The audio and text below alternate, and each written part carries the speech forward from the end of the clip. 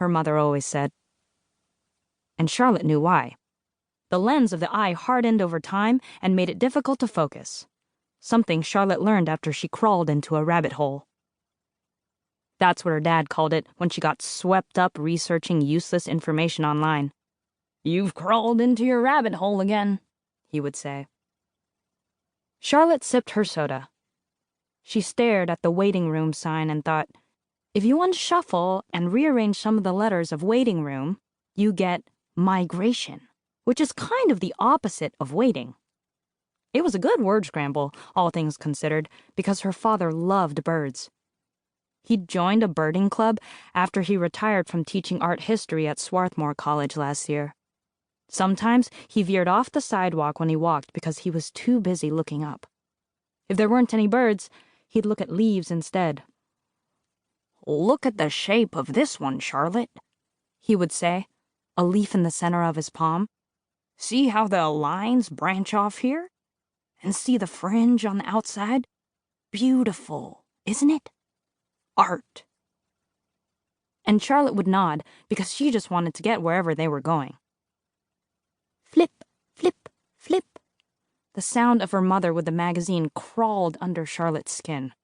Charlotte's mother was a statistician and usually hovered over information like a hawk, but she turned the pages so quickly that it was obvious she wasn't reading a word.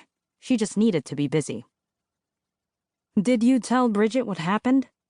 her mother asked. Yes.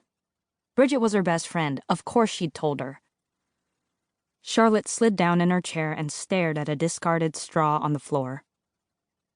"How long until Dad gets out of surgery?" Charlotte asked. "I don't know." Her mother glanced at the clock on the wall.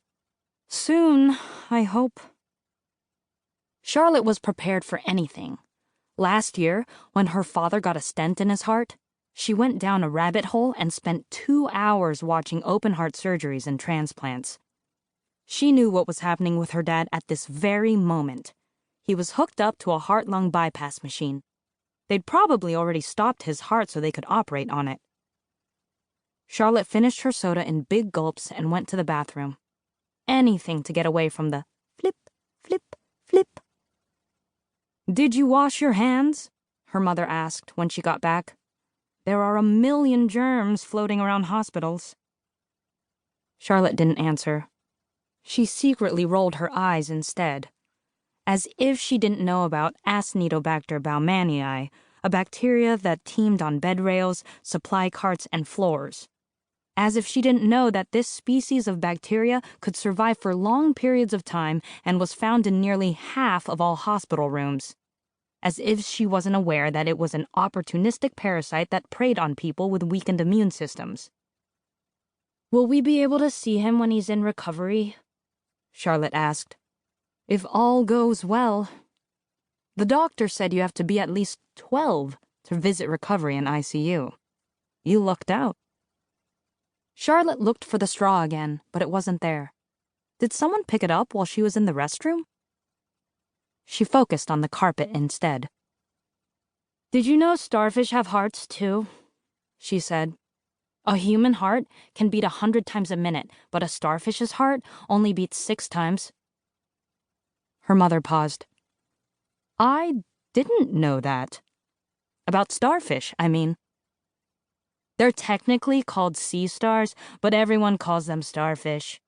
We're dissecting one in life sciences soon." Flip, flip, flip. The carpet had a hexagon pattern. The sum of the interior angles of a hexagon was 720 degrees. Charlotte stared and stared at those interior angles until they barely existed anymore.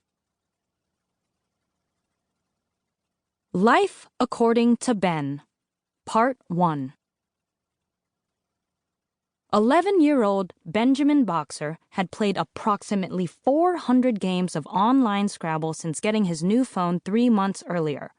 He'd been dedicated to a single feverish goal: to unseat his nemesis, a 12-year-old girl named Lottie Locke, and become #1 on the leaderboard.